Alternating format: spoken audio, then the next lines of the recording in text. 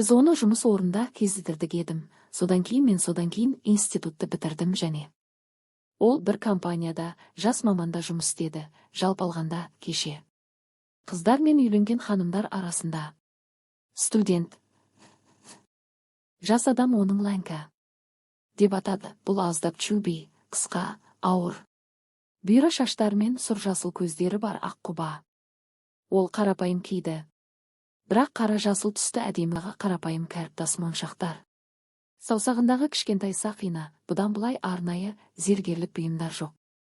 Ленка үнсіз, арық дауыспен, бірақ ол әрқашан оны ер адамдармен тыңдады. Ол өзін қарапайым, бірақ сенімді түрде ұстады, бірақ оның бағасын білу, ол ондай емес. Әдемі, бірақ қандай да бір себептермен бұл көпшіліктің назарын аударған ол болды. Шаруалар. Қандай да бір себептермен оның айналасындағы барлық адамдар оның айналасында таныстырылды. Қан төңірегінде ұшады, оның біреуін сұрау үшін оның дауысы. Темекі бір адам сияқты, бірден ерген, балмұздақ сияқты, жағажайда, және. Мен өзімді оның көрінбейтін әсері бар, ол да шындықта. Мен оған алыстан қарап тұрдым, бірнеше күннен кейін оған кіруге батылы бармаймын. Кеңседегі сыртқы келбетімнен кейін ол мені кездірді. Мен темекі шегіп адым және оны орындай алмадым. Мұндай қарапайым ба ерд, бірақ Ленка жымиды, және әлі де сөйлесті. Мен аздап сөйлестім, содан кейін ол мені түскі асқа баруға шақырды. Біз тез достар тапты және түскі уақытта асханаға жиналды, содан кейін Мен ол жұмыстан кейін оны ертіп жүре бастадым. Мен жақында болған студентке оның маған не екенін білмеймін. Мен оны компанияның кеңсесінен тітіркендіргіш және пампоздан шаршадым, және ол біреуді тіледі. Гурманның сиыр еті көп ұзамай мен білдім. Бұл Ленка салыстырмалы түрде жасына қарамастан үйлене білді. Ажырасқан және баланы әдетте ажырасу деп атайды. Трейлер герім мен, сондықтан Ленка мен сол кездегідей резервке ие болған едім. Бұл әділ өмірдің әділетті эксхематы болған сияқты көрінді. Ол барлық уақыт кестесі болды, содан кейін ол баланы алу керек еді. Балабақшаға, содан кейін балабақшадан алыңыз, содан кейін баланы әжеге апарыңыз, содан кейін сатып алыңыз. Колготкалар, содан кейін басқа да бір нәрсе, жалпы Ленка мен жалғыз қалу. Ленка бірге баланы әжесіне апаратын әжеге, ұзақ уақыт бойы лайықты жігітке апарды. Бұрын дайындалғанға дейін дайындалған галстук алыңыз, мұқият қырынған. Келін ақыры жиналып, Герва Ленкаға барды, мені үйде күтіп тұрды. Ал жаптасымен қарапайым сетсі шапанында, жалпы ол сияқты көрінді. Ол менің келгеніме салат дайындап. Спресло пирог. Өзін тәжірибелі печенье ретінде көрсетуге тырысты, біз құшақтадық және. Олар дереу кіреберісте өсті, содан кейін олар әдептілік үшін олармен бірге отырды, олармен бірге жеді. Салат қасық және торт бөлігін, содан кейін біз жарық сөніп қозғала бастадық. Диванда онда Ленка тез арқаға отырады, оның жастықтарын жастықшасына жайып тастады. Менің шапанымдағы шаштар мен бұтақтарды. Мен асығыс және ыңғайсызмын. Мен бұрын соңды еріндердегі Ленканы сүйдім, әрине, қыздармен айналысқанмын. Негізінен олардың сыныптастары немесе сыныптастары институтқа кіреді. Көбінесе қарапайым, ұялшақ, мен оларды ұзақ уақыт бойы ұзартуым керек еді. Гүлдер, күзетшілер, күрсіну, сүйісу және басқа да белгілер. Романтика және Ленкамен мен мұның бәрін талап етпедім, бұл қарапайым болды. Және практикалық әйел цент біз аяқталғаннан кейін мен қалағанымды алдым, содан кейін ол. Мен ерніммен сөйлесіп келесі жолы жақсырақ етті сынап көруім керек дедім. Әйтпесе, мен өзім үшін тағы бір ғашықтар таба аламын дейді, Ленка мені қалжыңмен қорқытты. Тон рентінде ол маған мұны әзілмен айтып берді, бірақ егер ол болса, оның байсалды екенін түсіндім.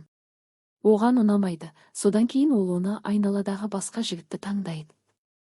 Мен сененің шыбындары сияқты мен оған төсекте тағы бір рет шешім қабылдадым. Мен дәл етін, және мен бірнеше рет қалай ойладым. Олар түндерді бірге өткізді, содан кейін менің ойымша, мен тәжірибесіз жастар сияқты емеспін. Әр жолы, одан да көп уақытқа дейін құлады, және енді мүмкін емес. Ленка, мен өмірді елестетіп көріңіз, мен тіпті көп ұзамай ойлана бастадым. Біздің қарым-қатынасымызды байыпты етіңіз, мүмкін, тіпті одан да бір күнде. Үйленуге үйленген, оның баласы болғандықтан ғана ұялады. Бірінші неке, ал көкжиекте оның бұрынғы жағы кейде пайда болды, ол. Мен баламен кездесу туралы күнге келдім, бірақ мен мұны ойладым, мүмкін. Сондай-ақ сіз қандай да бір жолмен бейімделуге болады, бірақ біраз уақыттан кейін Ленка. Ол мені өз үйіне жиі шақыра бастады. Ол оларды сылтау деп тапты, олар. Әжесі бос емес, және ол баламен отыруы керек немесе ол әлі де бар. Одан кейін кешке шұғыл бизнес, жалпы, мен үйде 1-2 рет Ленкада болдым. Бір апта, бірақ әлі де біздің роман әлі де жалғасып, біз онымен жақсы көреміз. Осындай күндермен айналысады, бір рет, ол күзде, ортасында болды. Қазан, мен Ленкадан қоңырау шалмадым, және оның еркін келе жатқанын білмедім. Кешке, түнде тұрыңыз, бірақ мен оны тұрақты түрде қабылдадым. Мен ғашық және күйеу жігіттің шамамен 5 минутында мен оның үйімде пайда бола аламын. Шақыру кешіне алдын ала агресс. Әдеттегідей, тырысты. Оны мұқият жинап киіңіз, оған оралмады, оған гүл шоқтары сатып алынды. Айтпақшы, Ленка гүлдер гергенімді жақсы көрді. Менің жалақымнан көптеген ақша гүлдеріне ақша жұмсай бастады, ең жақсы жолмен. Менің қолымда гүлдермен мен Ленканың үйіне келіп кіреберісте кірдім. Қадамдар, мен өзімнің дауысымды баспалдақтың үстіне, ал біреуін ерекшеледім. Ленканың дауысы болды, ал басқа дауысы бейтаныс адамға тиесілі, соттайды. Дауыс ер адам ымыртқа қарағанда, аға қарағанда үлкен және қаныққан шығар. Мен кіреберістің жоғарғы жағындағы 2 фигураны бөлдім, ол естідім. Керемет поцелуйлар мен қандай да бір киімдердің дыбыстары, содан кейін дауыстық, содан кейін Ленка. Ол ер адам. Тітіркендіргіш қолдарынан немесе еріндерден саусақ неге енді жоқ. Істейсің. Енді бірден бұл ер адамның дауысы, содан кейін тұмсықпен күресудің бірнеше дыбысы. Оралған сыдырманың немесе киімнің дыбысы тек қорғауға арналған, өтінемін. Бұл Ленка Sandy Voice. Және тағы да киімдері бар, кесіз. Содан кейін қайтадан кәні мен ана дыбыстары жылдам қарқынмен ауыстырылады. Сол адамның дауысы. Және сізге келген жастар кім? Мен оны байқадым. Өткен бейсенбі және жұма, сіз әлі де басқа біреуден кетіп жатырсыз ба? Иә. Сашка, менің досым жұмыстан шыққан досым, бұл Ленканың дауысы, кешірім сұрайды, бұл оның дауысы. Ол мен туралы сөйлеседі, содан кейін ашуланбайсыз, өтінемін, қымбаттым, бірақ мен онымен жүрдім. Аздап ол өте керемет, бірақ жас әлі де. Және сіз оған барасың. Бастау үшін қатынастар. Бұл адамның дауы, сен не? Бұл менімен, бірақ. Ашуланбаңыз, бұл Ленканың voice. Мен қазірдің өзінде жүруге жеткілікті. Дыбыстарын тіркеңіз немесе тағы басқалар түсініксіз. Киімдермен маған позициясы бар, және ақшамен ауыр адам керек, ол қалай? Мысалы, бұл Ленка Vow. Тағы да Ленка.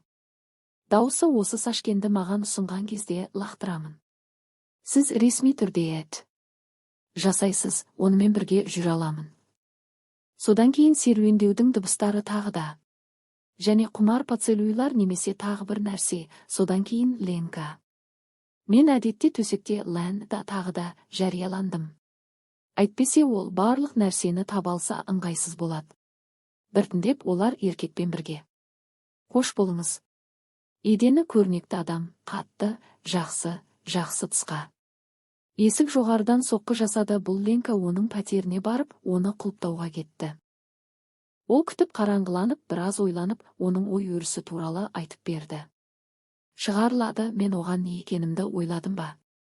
Мұның бәрін жарияладым.